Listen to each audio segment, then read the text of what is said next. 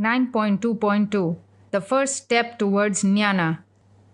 A Jnana Yoga class delivered in New York, Wednesday, December 11, 1895, and recorded by Swami Kripananda.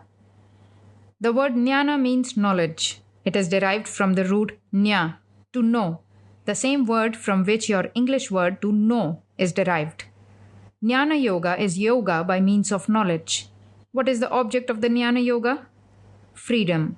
Freedom from what? Freedom from our imperfections. Freedom from the misery of life. Why are we miserable? We are miserable because we are bound. What is the bondage? The bondage is of nature. Who is it that binds us? We, ourselves. The whole universe is bound by the law of causation. There cannot be anything, any fact, either in the internal or in the external world, that is uncaused, and every cause must produce an effect. Now, this bondage in which we are is a fact. It need not be proved that we are in bondage. For instance, I would be very glad to get out of this room through this wall, but I cannot. I would be very glad if I never became sick, but I cannot prevent it. I would be very glad not to die, but I have to. I would be very glad to do millions of things that I cannot do. The will is there, but we do not succeed in accomplishing the desire. When we have any desire and not the means of fulfilling it, we get that peculiar reaction called misery. Who is the cause of desire? I, myself. Therefore, I myself am the cause of all the miseries I am in. Misery begins with the birth of the child. Weak and helpless, he enters the world. The first sign of life is weeping. Now, how could we be the cause of misery when we find it at the very beginning? We have caused it in the past. Here Swami Vivekananda entered into a fairly long discussion of the very interesting theory called reincarnation. He continued, to understand reincarnation, we have first to know that in this universe something can never be produced out of nothing. If there is such a thing as a human soul, it cannot be produced out of nothing.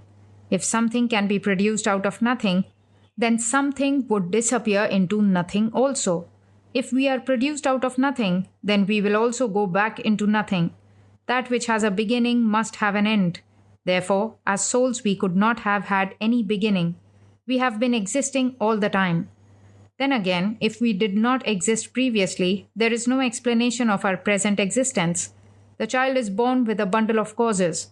How many things we see in a child which can never be explained until we grant that the child has had past experience. For instance, fear of death and a great number of innate tendencies.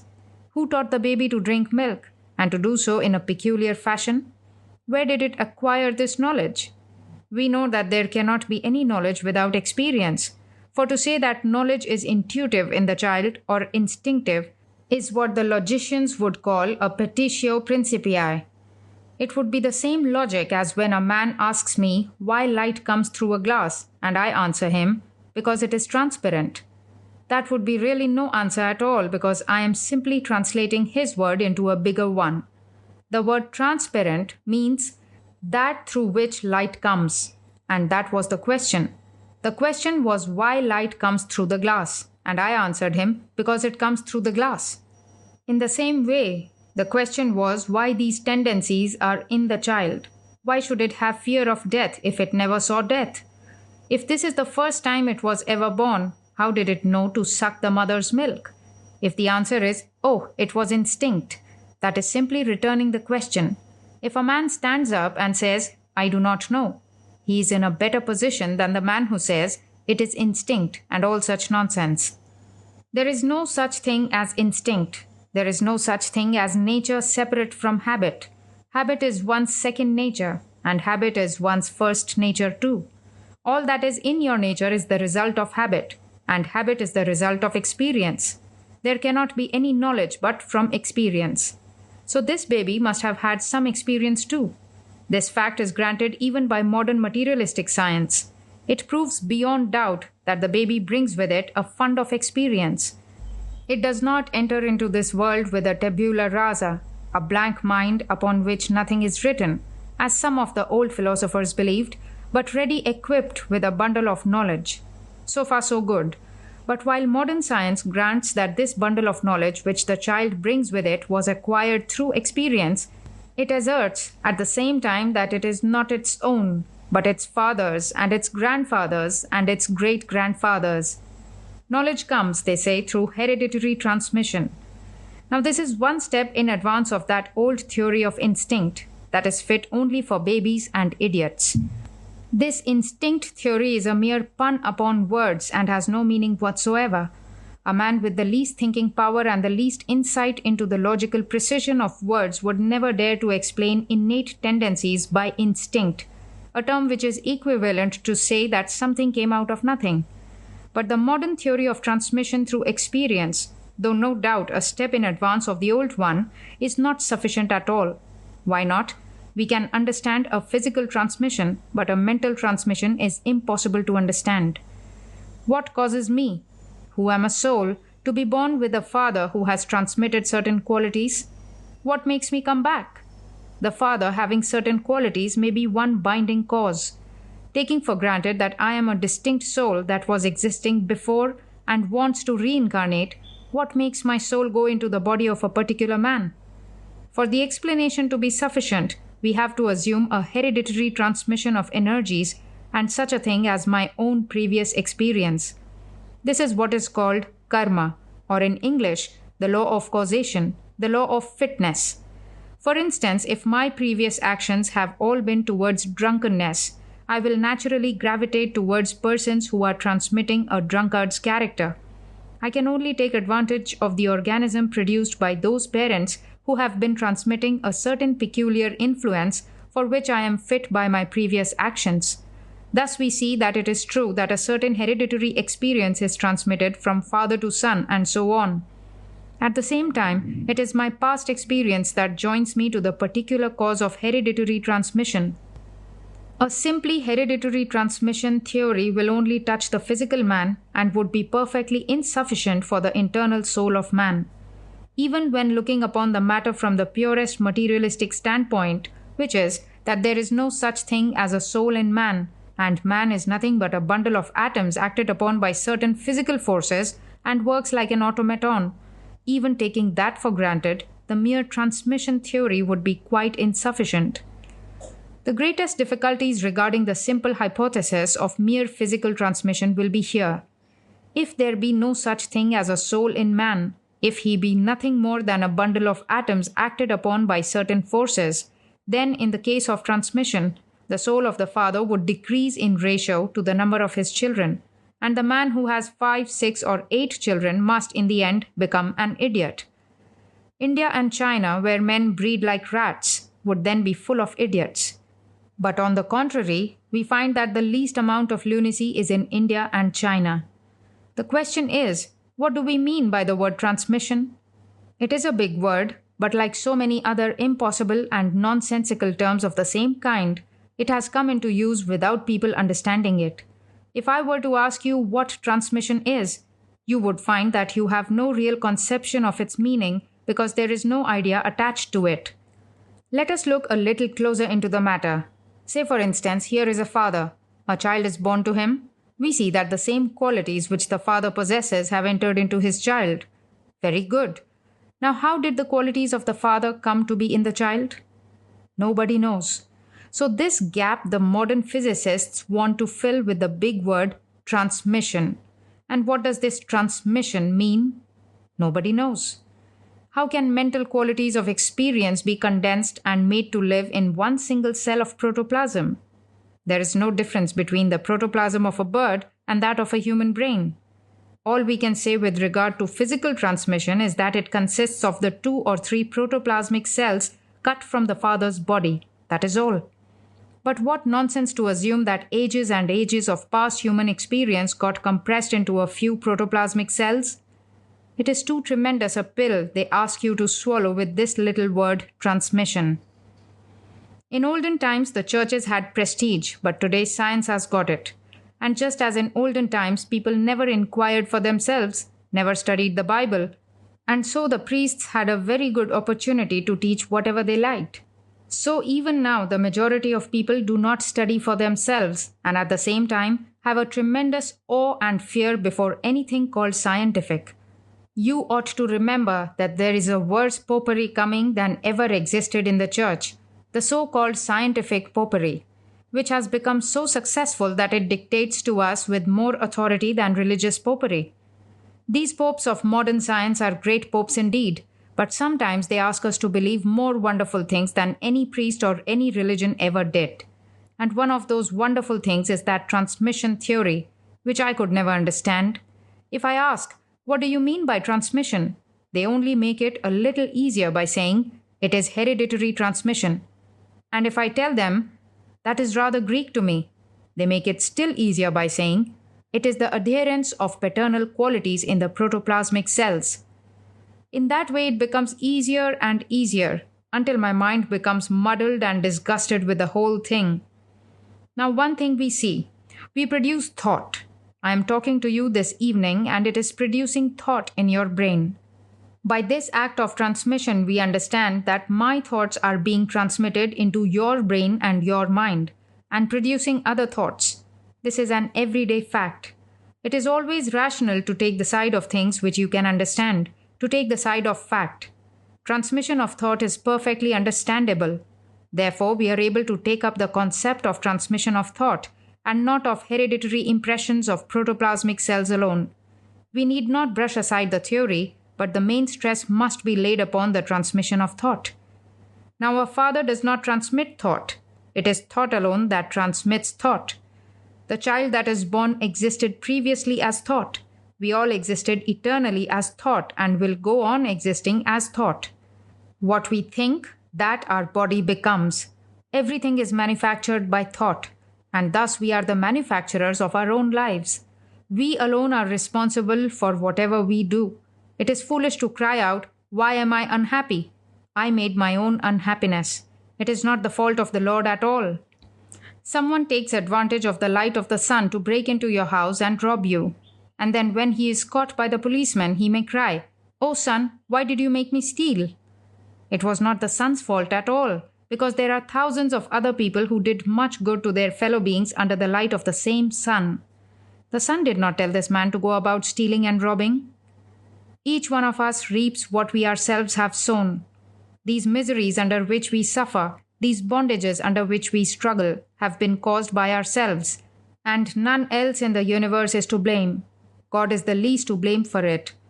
Why did God create this evil world? He did not create this evil world at all. We have made it evil, and we have to make it good. Why did God create me so miserable? He did not. He gave me the same powers as He did to every being. I brought myself to this pass. Is God to blame for what I myself have done? His mercy is always the same. His sun shines on the wicked and the good alike. His air, His water, His earth give the same chances to the wicked and the good. God is always the same eternal, merciful Father. The only thing for us to do is to bear the results of our own acts. We learn that in the first place, we have been existing eternally. In the second place, that we are the makers of our own lives. There is no such thing as fate. Our lives are the result of our previous actions, our karma, and it naturally follows that having been ourselves the makers of our karma, we must also be able to unmake it. The whole gist of Jnana Yoga is to show humanity the method of undoing this karma. A caterpillar spins a little cocoon around itself out of the substance of its own body and at last finds itself imprisoned. It may cry and weep and howl there. Nobody will come to its rescue until it becomes wise and then comes out, a beautiful butterfly. So with these our bondages. We are going around and around ourselves through countless ages, and now we feel miserable and cry and lament over our bondage. But crying and weeping will be of no avail. We must set ourselves to cutting these bondages. The main cause of all bondage is ignorance. Man is not wicked by his own nature, not at all. His nature is pure, perfectly holy. Each man is divine. Each man that you see is a god by his very nature. This nature is covered by ignorance, and it is ignorance that binds us down. Ignorance is the cause of all misery. Ignorance is the cause of all wickedness, and knowledge will make the world good. Knowledge will remove all misery. Knowledge will make us free. This is the idea of Jnana Yoga. Knowledge will make us free. What knowledge? Chemistry, physics, astronomy, geology. They help us a little, just a little. But the chief knowledge is that of your own nature. Know thyself. You must know what you are, what your real nature is. You must become conscious of that infinite nature within. Then your bondages will burst. Studying the external alone, man begins to feel himself to be nothing. These vast powers of nature, these tremendous changes occurring, whole communities wiped off the face of the earth in a twinkling of time, one volcanic eruption shattering to pieces whole continents. Perceiving and studying these things, man begins to feel himself weak. Therefore, it is not the study of external nature that makes one strong, but there is in the internal nature of man 1,000,000 times more powerful than any volcanic eruption or any law of nature, which conquers nature, triumphs over all its laws, and that alone teaches man what he is. Knowledge is power, says the proverb, does it not? It is through knowledge that power comes. Man has got to know. Here is a man of infinite power and strength. He himself is by his own nature potent and omniscient, and this he must know. And the more he becomes conscious of his own self, the more he manifests this power, and his bonds break, and at last he becomes free. How to know ourselves? The question remains now. There are various ways to know this self, but in Jnana Yoga it takes the help of nothing but sheer intellectual reasoning.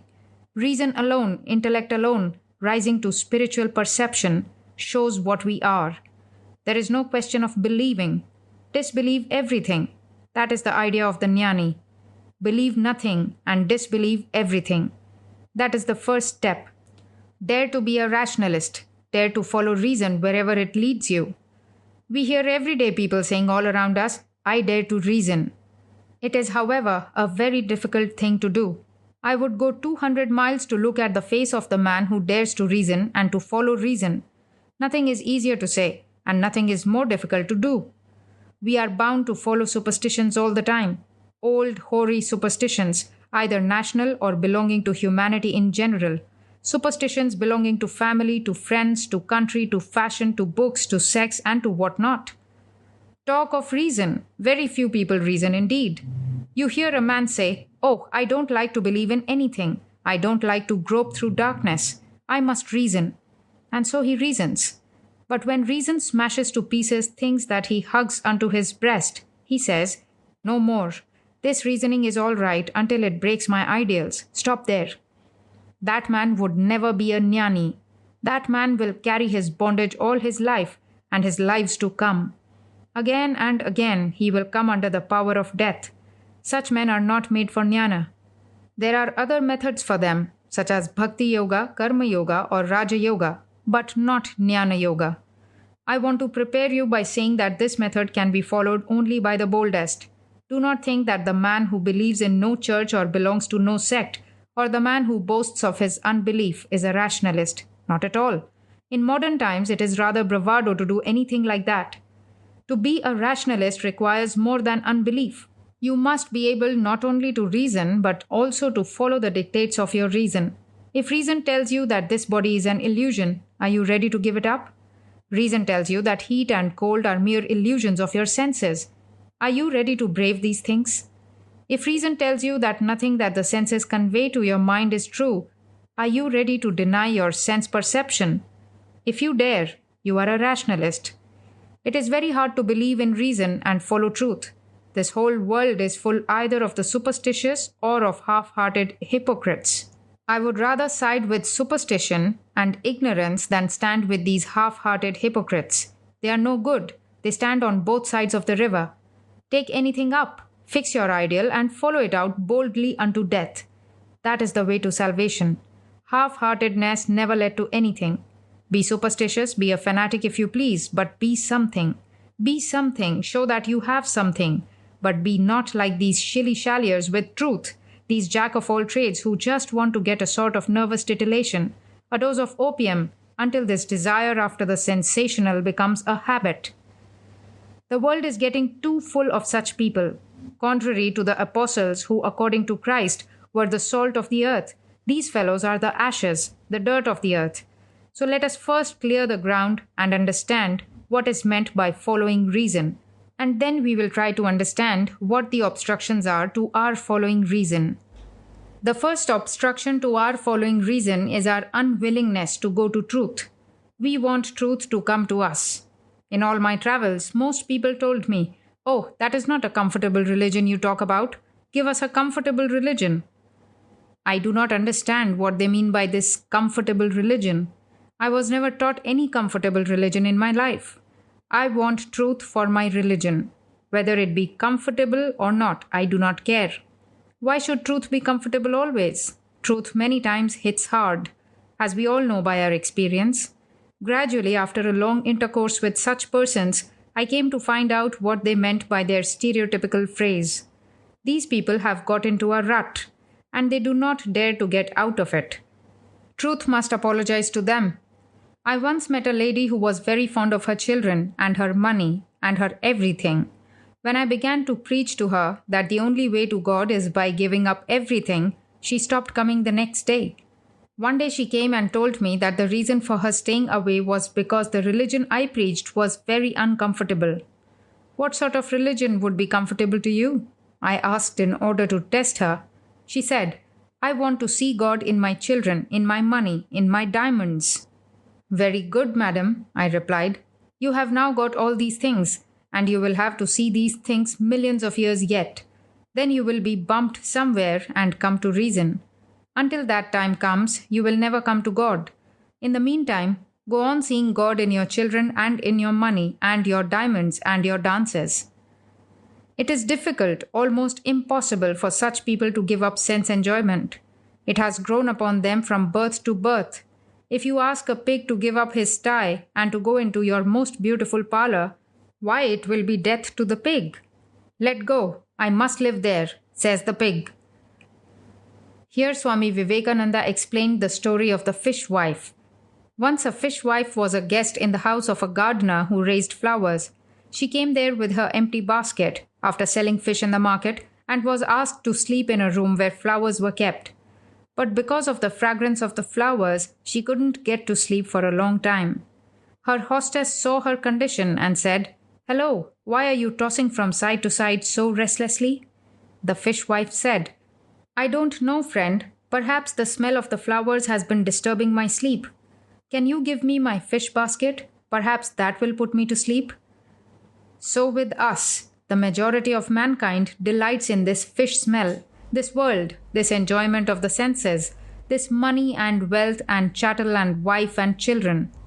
All this nonsense of the world, this fishy smell has grown upon us. We can hear nothing beyond it, can see nothing beyond it. Nothing goes beyond it. This is the whole universe. All this talk about heaven and God and soul means nothing to an ordinary man. He has heaven already here. He has no other idea beyond this world. When you tell him of something higher, he says, "That is not a comfortable religion. Give us something comfortable." That is to say that religion is nothing but what he is doing. If he is a thief and you tell him that stealing is the highest thing we can do, he will say, "That is a comfortable religion." If he is cheating, you have to tell him that what he is doing is all right. Then he will accept your teaching as a comfortable religion. The whole trouble is that people never want to get out of their ruts, never want to get rid of the old fish basket and smell in order to live. If they say, "I want the truth," that simply means that they want the fish basket. When have you reached knowledge?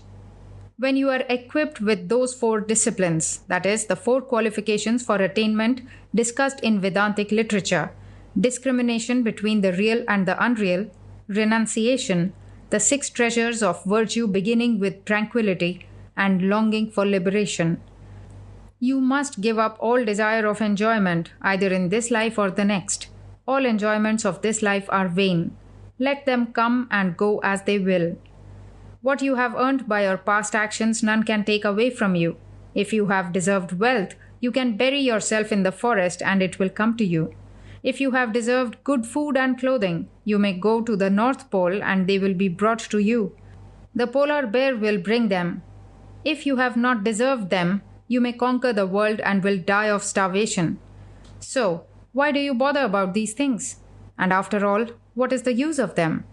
As children, we all think that the world is made so very nice and that masses of pleasures are simply waiting for our going out to them. That is every schoolboy's dream. And when he goes out into the world, the everyday world, very soon his dreams vanish.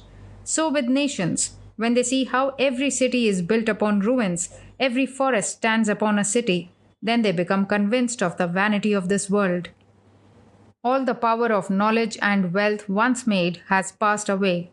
All the sciences of the ancients lost forever. Nobody knows how. That teaches us a grand lesson. Vanity of vanities, all is vanity and vexation of the spirit. If we have seen all this, then we become disgusted with this world and all it offers us. This is called Vairagya, non-attachment, and is the first step towards knowledge. The natural desire of man is to go towards the senses. Turning away from the senses takes him back to God. So the first lesson we have to learn is to turn away from the vanities of the world. How long will you go on sinking and diving down and going up for 5 minutes to again sink down, again come up and sink, and so on, tossed up and down? How long will you be whirled on this wheel of karma, up and down, up and down? How many thousands of times have you been kings and rulers? How many times have you been surrounded by wealth and plunged into poverty? How many thousands of times have you been possessed of the greatest powers? But again you had to become men, rolling down on this mad rush of karma's waters. This tremendous wheel of karma stops neither for the widow's tears nor the orphan's cry. How long will you go on? How long? Will you be like that old man who had spent all his life in prison and when let out, begged to be brought back into his dark and filthy dungeon cell? This is the case with us all. We cling with all our might to this low, dark, filthy cell called this world, to this hideous, chimerical existence where we are kicked about like a football by every wind that blows. We are slaves in the hands of nature, slaves to a bit of bread, slaves to praise, slaves to blame, slaves to wife, to husband, to child, slaves to everything. Why, I go about all over the world, beg, steal, rob, do anything, to make happy a boy who is perhaps hump-backed or ugly-looking. I will do every wicked thing to make him happy. Why? Because I am his father. And at the same time, there are millions and millions of boys in this world dying of starvation, boys beautiful in body and in mind. But they are nothing to me. Let them all die. I am apt to kill them all to save this one rascal to whom I have given birth. This is what you call love. Not I, not I. This is brutality. There are millions of women, beautiful in body and mind, good, gentle, virtuous, dying of starvation this minute. I do not care for them at all.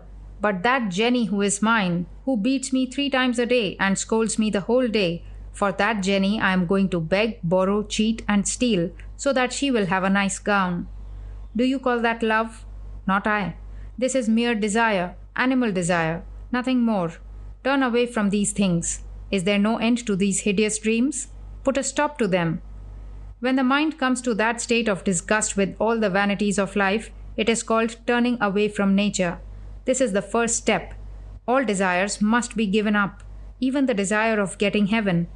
What are these heavens anyhow? Places where to sing psalms all the time? What for?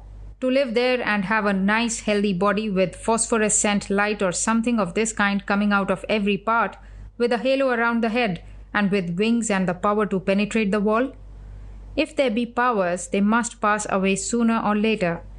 If there is a heaven, as there may be many heavens with various grades of enjoyment, there cannot be a body that lives forever. Death will overtake us, even there. Every conjunction must have a disjunction. No body, finer or coarser, can be manufactured without particles of matter coming together. Whenever 2 particles come together, they are held by a certain attraction, and there will come a time when those particles will separate. This is the eternal law. So wherever there is a body, either grosser or finer, either in heaven or on earth, death will overcome it. Therefore, all desires of enjoyment in this life or in a life to come should be given up. People have a natural desire to enjoy, and when they do not find their selfish enjoyments in this life, they think that after death they will have a lot of enjoyment somewhere else. If these enjoyments do not take us towards knowledge in this life, in this world, how can they bring us knowledge in another life? Which is the goal of man? Enjoyment or knowledge? Certainly not enjoyment. Man is not born to have pleasure or to suffer pain. Knowledge is the goal. Knowledge is the only pleasure we can have. All the sense pleasures belong to the brute. And the more the pleasure in knowledge comes, these sense pleasures fall down. The more animal a man is, the more he enjoys the pleasures of the senses. No man can eat with the same gusto as a famished dog. No man was ever born who could feel the same pleasure in eating as an ordinary bull. See how their whole soul is in that eating. Why, your millionaires would give millions for that enjoyment in eating, but they cannot have it. This universe is like a perfectly balanced ocean. You cannot raise a wave in one place without making a hollow in another one. The sum total of energy in the universe is the same throughout. You spend it in some place, you lose it in another. The brute has got it, but he spent it on his senses. And each of his senses is 100 times stronger than that of man. How the dog smells at a distance. How he traces a footstep. We cannot do that. So in the savage man. His senses are less keen than the animals, but keener than the civilized man's. The lower classes in every country intensely enjoy everything physical. Their senses are stronger than those of the cultured. But as you go higher and higher in the scale, you see the power of thought increasing and the powers of the senses decreasing in the same ratio. Take a brute, cut him as it were to pieces, and in 5 days he is all right.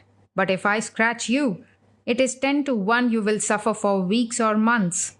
That energy of life which he displays, you have it too. But with you, it is used in making up your brain, in the manufacture of thought. So with all enjoyments and all pleasures, either enjoy the pleasure of the senses, live like the brute and become a brute, or renounce these things and become free. The great civilizations, what have they died of? They went for pleasure. And they went further down and down until, under the mercy of God, savages came to exterminate them, lest we would see human brutes growling about. Savages killed off those nations that became brutalized through sense enjoyment, lest Darwin's missing link would be found. True civilization does not mean congregating in cities and living a foolish life, but going Godward, controlling the senses, and thus becoming the ruler in this house of the self. Think of the slavery in which we are bound. Every beautiful form I see, every sound of praise I hear, immediately attracts me. Every word of blame I hear immediately repels me. Every fool has an influence over my mind. Every little movement in the world makes an impression upon me. Is this a life worth living? So when you have realized the misery of this physical existence, when you have become convinced that such a life is not worth living, you have made the first step towards Jnana.